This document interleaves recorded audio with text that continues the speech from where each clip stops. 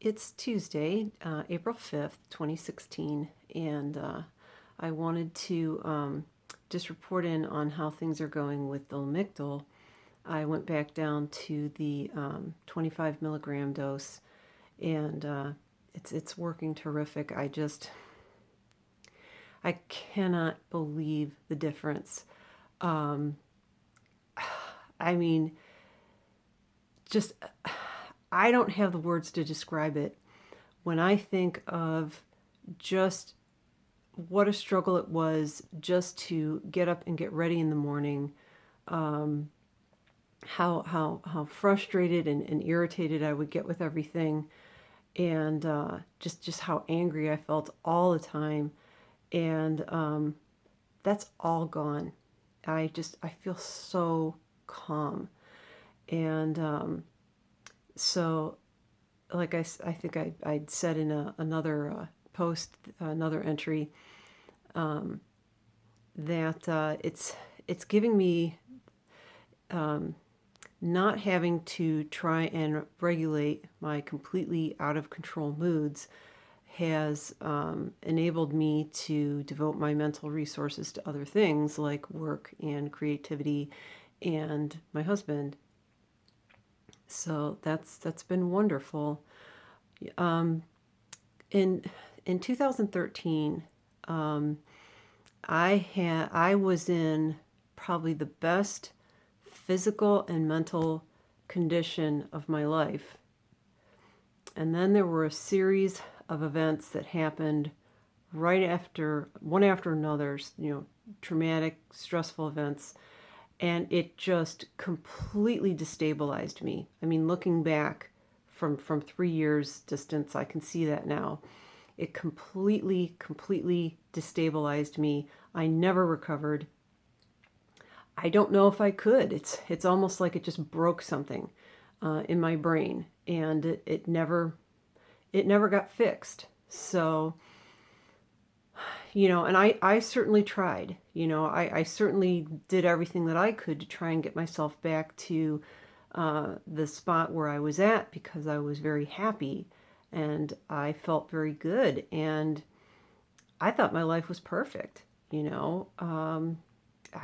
was so happy with everything, and that all just got completely ripped away and just replaced by you know doubt and fear and anxiety, and just all this negativity, and just on and on. So this is wonderful. This is really wonderful, and I feel like I'm still the same person. It's like I don't want to say I have all the same thoughts and feelings, but I sort of have the same worldview. I just feel very differently about things. Um, Little things that would spike just massive anxiety don't even faze me now. And again, I did not realize how much anxiety I had until I no longer had it. Um, I don't know how I functioned. I really don't. Um, well, what I did was I saved everything up for work, um, and I had nothing left for anything else. So I was able to keep it together most of the time there. But the minute my day was done, I was done. And if Brian even asked me, what do you want for dinner, I would just scream at him, like, don't ask me. I'm too tired. You have to figure this out. And, I mean, it's just ridiculous. But that was where I was at. And I didn't want to be like that. But no matter how much I tried to stop myself, I just couldn't. It just all this anxiety and irritation would just explode out of me, because I'd just been holding it back so much all day. And Jesus, no wonder I was so exhausted. I was so mentally exhausted. At the end of the day, I was absolutely incapable of making any decisions or having any conversation of, any substance. I wanted to come home and shut down. And I told Brian, I know this won't make sense, but I I need as little I at the end of the day, I'm so done that all I want to do is just completely shut down. I don't want to see anyone. I don't want to talk to anybody. I don't want to interact with anybody. And even having a nice, pleasant conversation with you over dinner, that is stressful. And it's stressful because it's requiring effort on my part. Even though you're being very nice and it's a very nice conversation, it's sucking up a tremendous amount of mental energy for me to just put myself in a place where I can do that, and he'd be like, "Oh, I don't want to cause you stress." And I'd say, "You're not. This is all me, but this is where I'm at the end of the day." And it's horrible. So that's gone. I mean, I'm still tired at the end of the day, but I can kind of push myself through it, and I can still act like a human being. So I'm so happy. And when I see my psychiatrist, I'm just going to tell him that I'm just going to stay on this really low dose until I feel like I need more. And when I see my psychologist, I'm going to tell him that he's earned every dime that the insurance company has paid him because he was the one who suggested this. And he suggested it simply based on an observation that I made. And he's an incredibly intelligent, learned man. And so he sort of made this connection. And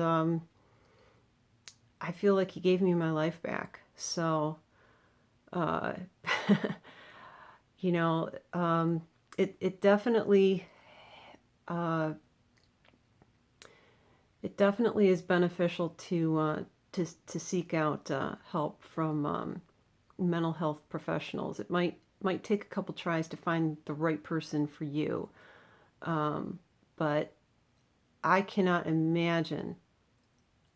I can't even think of what my life would be like without the Wellbutrin, and now without the Lamictal. I would not be functional. I wouldn't.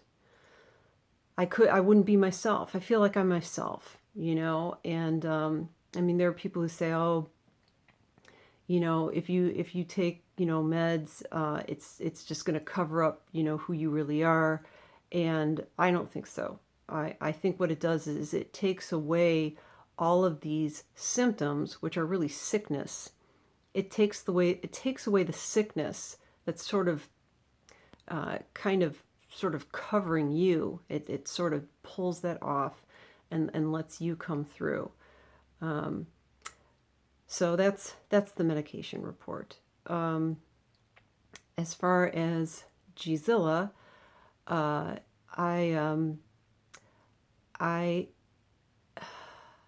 I'm thinking through the fight scene at the convent, and my idea was that originally it was simply going to be that Sister J was kidnapped by the disciples of prosperity who follow this crazy preacher. But then I thought, well, I've got Cisco lurking around on the grounds. I should probably use him. So I thought maybe what happens is that it's not Sister J but Rocky who gets captured. And Sister J offers herself in Rocky's place and says, no, you want me. I'm a better hostage. I'm a heretic. I'm much more valuable. And Rocky fights it and says no. And then Cisco comes out of nowhere and he basically pulls her away. And she's screaming, no, no, no, the whole time. And then they go off, they take Sister J and they go. And so she's furious with him. She was already pissed. Now she's even more angry. And he, at some point, will have the discovery of the Chevelle that he stole.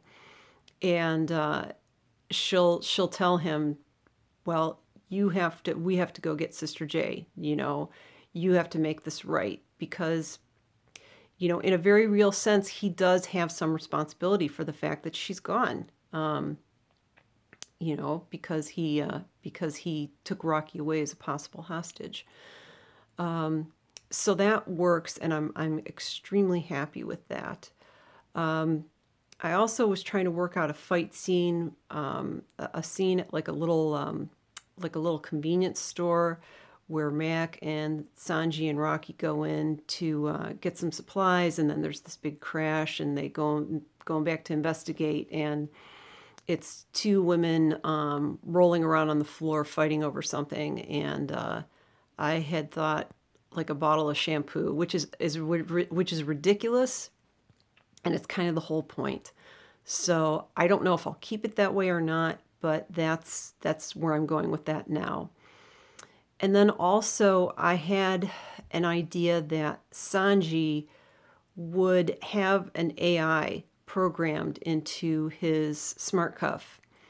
And maybe it's an AI that he programmed himself. Maybe it's sort of like a project for college. And it's sort of gone haywire. It's not working right. And it's acting like a very angry girlfriend and not speaking to him. And so we know it's there, but we don't have the sort of easy out that the AI would provide if people needed information. Because the problem is the AI would solve too many problems that I want them to have. So it can't really work until the end when they go to face Gzilla, because I had to figure out a way for them to interface with the alien computer